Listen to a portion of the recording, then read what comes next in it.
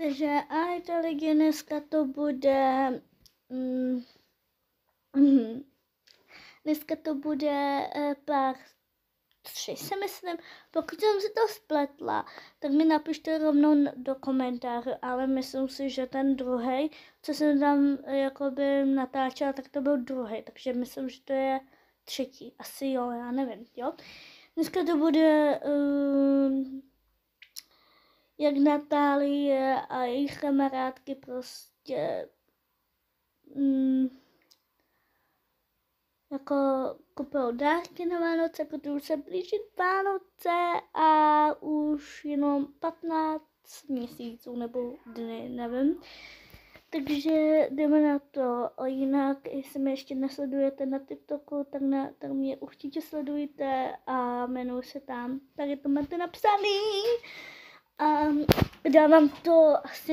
dávám to na YouTube, jmenuji se tam i Josef v Turtách, takže jdeme na to, užijte si to.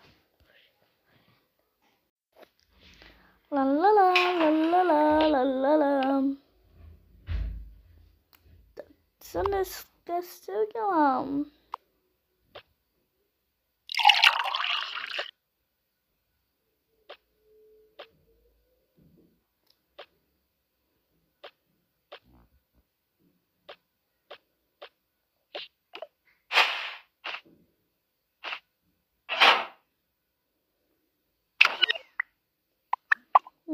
Mám na to chuť.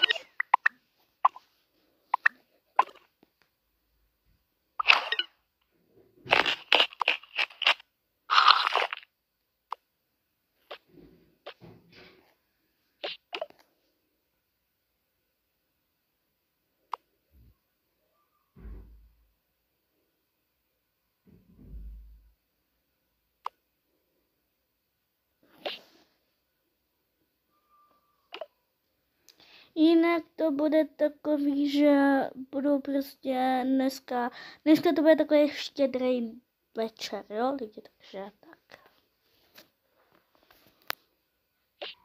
To už jsou jakoby Vánoce, jo.